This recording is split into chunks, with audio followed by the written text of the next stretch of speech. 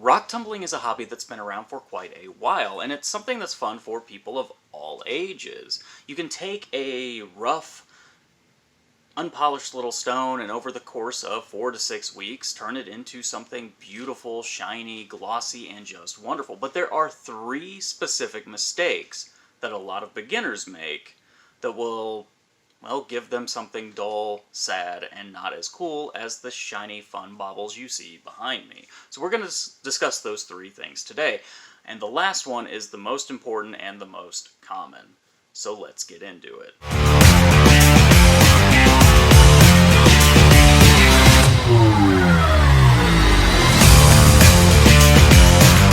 The third most common mistake that a lot of beginner rock tumblers are going to make is to not thoroughly wash the tumbler between cycles.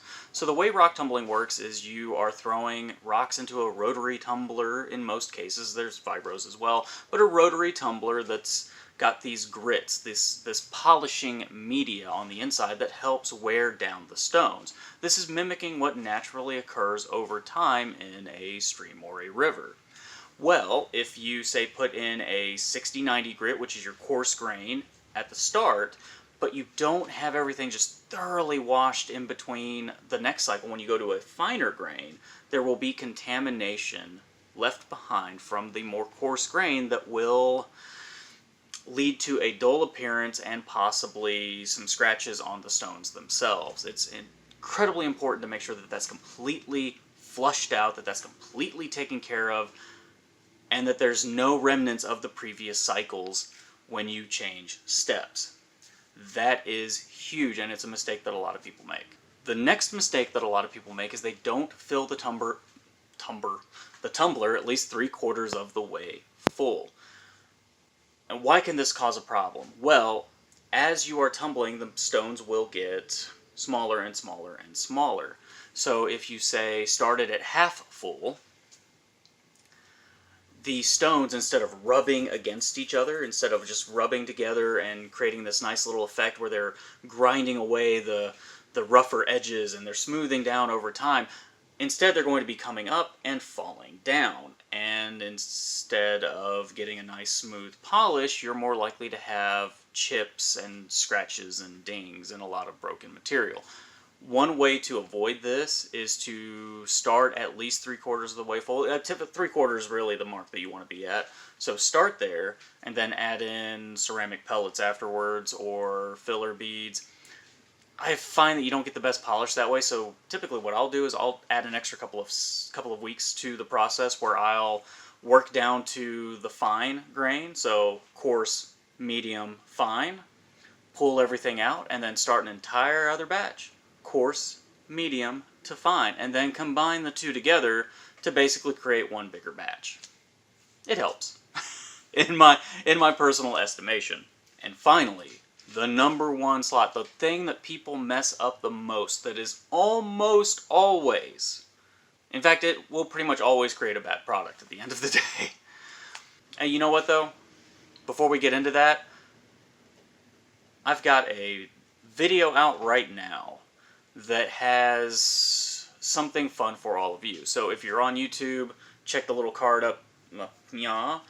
Also check the video that I'll have tagged at the end of it. If you're on, say, one of the other platforms, it should be pretty high up on the list.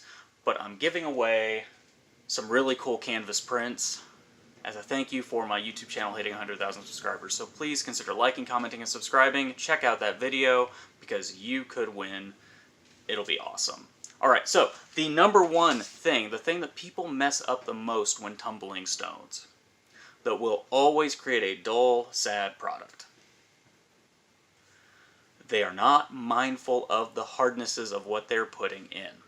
So when people start out tumbling, usually they're tumbling rocks with their kids, they're tumbling rocks with yeah, actually that's the number 1. They're usually tumbling with their kids or something, and so their kids are just throwing everything into the tumbler, and you might have some chunks of limestone, you might have some chert, you might have some calcite pieces, or whatever mix you got with the tumbler that's usually different hardnesses and is not very helpful. And so you'll have a wide range of hardnesses. So why does this cause a problem? your hard material is going to just abuse the softer stuff. And so it's going to erode that away quicker. The harder stuff, because it's not rubbing against each other as much, once the other stuff's eroded out, it'll come up and fall down like the previous step that we talked about, the previous issue we talked about.